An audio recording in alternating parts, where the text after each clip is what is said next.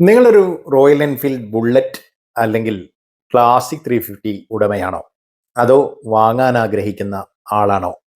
എങ്കിൽ ദിവസേന നിങ്ങൾ നേരിടുന്ന അല്ലെങ്കിൽ നേരിടാൻ പോകുന്ന ഏറ്റവും വലിയൊരു വില്ലനെ കുറിച്ചാണ് നമ്മൾ ഇന്ന് സംസാരിക്കുന്നത്. നമ്മൾ കഴിഞ്ഞ വീഡിയോയിലും പറഞ്ഞിരുന്നു, എൻജിൻ ഓവർ ഹീറ്റിംഗ്. ഇത് വെറും ഒരു സാധാരണ ചൂടാവലയല്ല.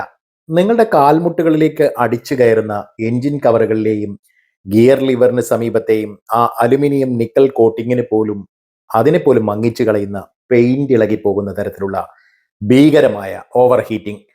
ഇതിന് പ്രധാന കാരണം പെട്രോളിൽ അമിതമായി എത്തനോൾ മിക്സ് ചെയ്യുന്നത് തന്നെയല്ലേ? നിങ്ങൾക്ക് എന്തു തോന്നുന്നു? ശാസ്ത്രീയമായി നോക്കിയാൽ അതിൽ യാതൊരു സംശയവും കാണേണ്ടതുമില്ല. എന്തുകൊണ്ടാണ് ഈ ethanol blended petrol royal Enfield പോലുള്ള വലിയ എഞ്ചിനുകളെ ഇത്രയധികം ബാധിക്കുന്നത് എന്ന് നോക്കാം. എത്തനോളിന്റെ സാന്നിധ്യം ഇന്ധനത്തിന്റെ തൊഴിൽ ക്ഷമത അഥവാ സ്റ്റോയിക്കിയോമെട്രിക് റേഷ്യോ, കുറച്ച് കടുകട്ടിയുള്ള വാക്കുകളാണ്, ഇത് മാറ്റിമറിക്കുകയാണ്. സാധാരണ പെട്രോളിനേക്കാൾ കുറഞ്ഞ എയർ ഫ്യൂവൽ റേഷ്യോയിലാണ് എത്തനോൾ കത്തുന്നത്. ഇത് എഞ്ചിനുള്ളിലെ ഒരു ലീൻ മിശ്രിതം ഉണ്ടാക്കുന്നു എന്ന് വേണം പറയാം. ലീൻ മിശ്രിതം എന്നാൽ ഇന്ധനം കുറവും എയർ കൂടുതലുമായ അവസ്ഥയാണ്. ഇത് എഞ്ചിൻ കമ്പസ്റ്റൻ ചേംബറിനുള്ളിലെ താപനില ഭീകരമായി ഉയർത്തുകയാണ്. 350 സിലിണ്ടർ ശേഷിയുള്ള വലിയൊരു എഞ്ചിനെയാണ് റോയൽ എൻഫീൽഡ് പരിചയപ്പെടുത്തുന്നത്. മാത്രവുമല്ല, ഇത് ഒരു എയർ കൂൾഡ് എഞ്ചിനാണ് എന്നുള്ളതാണ് യാഥാർത്ഥ്യം. അതായത് വണ്ടി ഓടുമ്പോൾ പുറത്തു നിന്ന് അടിക്കുന്ന കാറ്റ് മാത്രമാണ് എഞ്ചിൻ തണുപ്പിക്കാനുള്ള ഏക വഴി. ട്രാഫിക്കിൽ കിടക്കുമ്പോഴോ ഇന്ത്യയിലെ ചൂടുള്ള ഈ വരണ്ട കാലാവസ്ഥയിലോ കാറ്റ് ലഭിക്കാതെ വരുമ്പോൾ എഞ്ചിൻ കത്താൻ തുടങ്ങുന്നു. വലിയ ചൂടായിരിക്കും, അമിതമായ ചൂട്. എയർ കൂളിങ്ങിന്റെ പരിമിതിയും കൂടി ഒന്നിക്കുമ്പോൾ എഞ്ചിൻ കേസുകളിലെ അലുമിനിയം ഫിനിഷിംഗ് വരെ നശിച്ചു പോകുന്ന അവസ്ഥയിലേക്ക് കാര്യങ്ങൾ എത്തുന്നു. അപ്പോൾ ഇതിന്റെ ഒരു ഗൗരവം എവിടെയാണ്?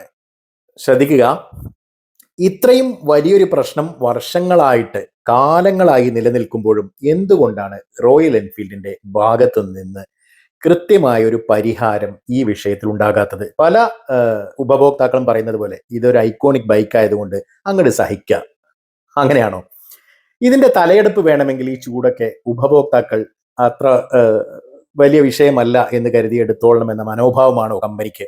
അതോ വാഹനം വാങ്ങുന്നവരുടെ ആ വികാരങ്ങളെ ഇവർ ചൂഷണം ചെയ്യുകയാണോ? നിലവിലെ എയർ കൂൾഡ് സിസ്റ്റം വെച്ച് ഇതിൽ കൂടുതലൊന്നും തണുപ്പിക്കാൻ കഴിയില്ല എന്നുള്ളത് വസ്തുതയാണ്. അപ്പോൾ പിന്നെ എന്തുകൊണ്ട് അവർ ലിക്വിഡ് കൂളിംഗ് അഥവാ റേഡിയേറ്റർ സംവിധാനങ്ങളിലേക്ക് മാറുന്നില്ല? റേഡിയേറ്ററും അതിനോടൊപ്പം ഒരു കൂളിംഗ് ഫാനും വെച്ചാൽ തീരാവുന്ന പ്രശ്നമല്ലേ ഉള്ളൂ എന്ന് ഏതൊരു സാധാരണക്കാരനും തോന്നും. എന്നാൽ പാരമ്പര്യത്തിന്റെ പേരും പറഞ്ഞ് പഴഞ്ചൻ സാങ്കേതിക വിദ്യയിൽ തന്നെ തുടരാനാണ് കമ്പനിക്ക് താല്പര്യം. അതല്ലേ നമ്മൾ കാണുന്നത്, അല്ലെ? നിങ്ങൾക്ക് എന്ത് തോന്നുന്നു എന്നുള്ളത് കമന്റുകളിൽ പറയണം കേട്ടോ. എന്തായാലും നിലവിൽ ക്ലാസിക് 350, ബുള്ളറ്റ് എന്നിവ ഓടിക്കുന്നവർക്ക് ഈ ചൂട് അല്പമെങ്കിലും കുറയ്ക്കാൻ എന്താണ് വഴി? എഞ്ചിൻ ഓയിൽ മാറ്റുക. കമ്പനി നിർദ്ദേശിക്കുന്നതിനേക്കാൾ കൃത്യമായ ഇടവേളകളിൽ high grade full synthetic engine oil ഉപയോഗിക്കുക എന്നുള്ളതാണ് ഒരു പരിഹാര മാർഗം. ഇത് എഞ്ചിനകത്തെ ഘർഷണം കുറയ്ക്കുകയും താപനില ഒരു പരിധി വരെ നിയന്ത്രിക്കുകയും ചെയ്യും. ആഫ്റ്റർ മാർക്കറ്റ് ഓയിൽ കൂളറുകൾ. നിലവിൽ എഞ്ചിനിൽ ഓയിൽ കൂളർ അസംബ്ലി ആഫ്റ്റർ മാർക്കറ്റായി ഫിറ്റ് ചെയ്യുക എന്നുള്ളത് എഞ്ചിൻ ഓയിലിന്റെ ചൂട് കുറയ്ക്കാൻ സഹായിക്കുന്ന ചില ഘടകങ്ങളാണ് ഇവയൊക്കെ തന്നെ.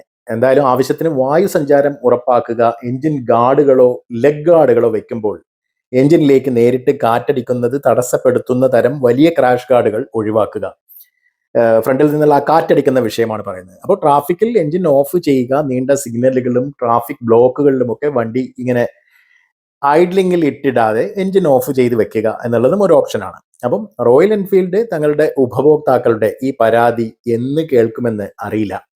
എന്തായാലും അതുവരെ നിങ്ങളുടെ പ്രിയപ്പെട്ട ബൈക്കിനെ ഈ ചൂടിൽ നിന്നും സംരക്ഷിക്കാൻ ഇത്തരം ചില മുൻകരുതലുകൾ എടുത്തേ മതിയാകൂ, അല്ലെ? നിങ്ങളുടേതായിട്ടുള്ള ഐഡിയകൾ ഉണ്ടോ? പറയൂ കേട്ടോ.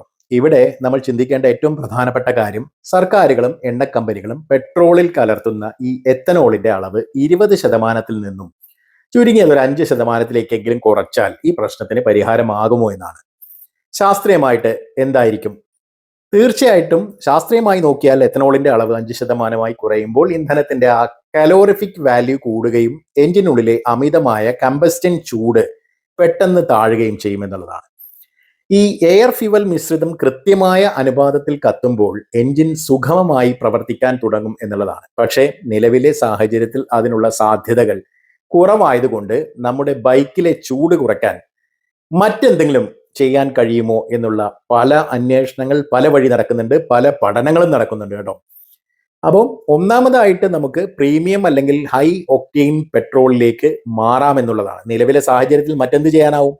സാധാരണ പെട്രോളിന് പകരം BBCLന്റെ അല്ലെങ്കിൽ HPCLന്റെ ഒക്കെ പ്രീമിയം ഇന്ധനങ്ങൾ ഉപയോഗിക്കുക വഴി പ്രീ ഇഗ്നിഷൻ മൂലം എഞ്ചിനുണ്ടാകുന്ന അമിത ചൂട് ഒരു പരിധി വരെ തടയാനാകുമെന്നുള്ളതാണ്. രണ്ടാമതായി ECU റീമാപ്പിംഗ് ആണ്. കുറച്ച് സാങ്കേതികപരമായ ചില കാര്യങ്ങളൊക്കെയാണ് കേട്ടോ. അപ്പോൾ കമ്പനി നിർമ്മിച്ചിരിക്കുന്നത് വളരെ ലീൻ ആയ എയർ ഫ്യൂവൽ മിശ്രിതത്തിലാണ്. ഇതിലേക്ക് ഫ്യൂവൽ എക്സ് പോലുള്ള പഗ്ഗി ബാക്ക് ECU ഘടിപ്പിക്കുന്നതിലൂടെ എഞ്ചിനിലേക്ക് സ്ലൈറ്റ്ലി റിച്ച് ആയ ഇന്ധന മിശ്രിതം എത്തുകയും ഈ കമ്പസ്റ്റൻ ചേംബറിലെ ചൂട് 10 മുതൽ 15 ഡിഗ്രി വരെയൊക്കെ കുറയ്ക്കുകയും ചെയ്യുമെന്നുള്ളതാണ്. അപ്പോൾ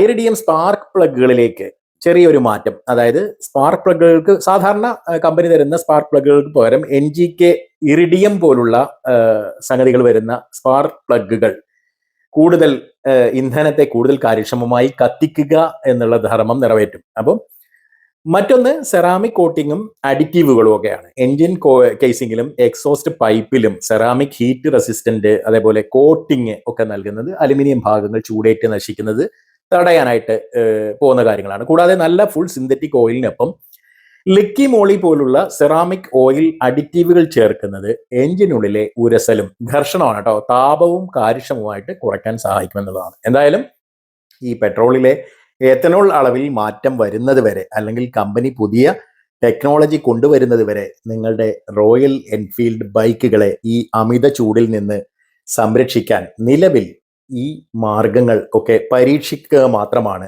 നമ്മുടെ മുന്നിലുള്ള വഴി. അതാണ് യാഥാർത്ഥ്യം. അപ്പോൾ ചെറിയ കാര്യമല്ല, നിങ്ങളുടെ വാഹനങ്ങൾ ഓവർ ഹീറ്റ് ആണ്. ഞാൻ ഉപയോഗിക്കുന്ന വാഹനം ഓവർ ഹീറ്റ് ആണ്.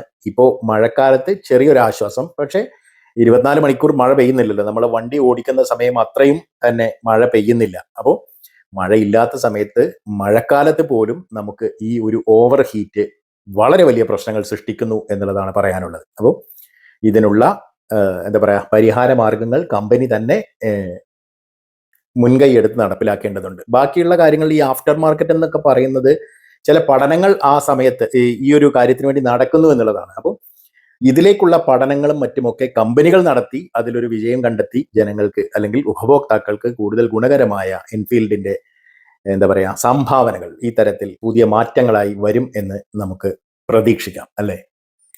കമന്റുകൾ ചെയ്യുക, ഷെയർ ചെയ്യുക കേട്ടോ. Good bye.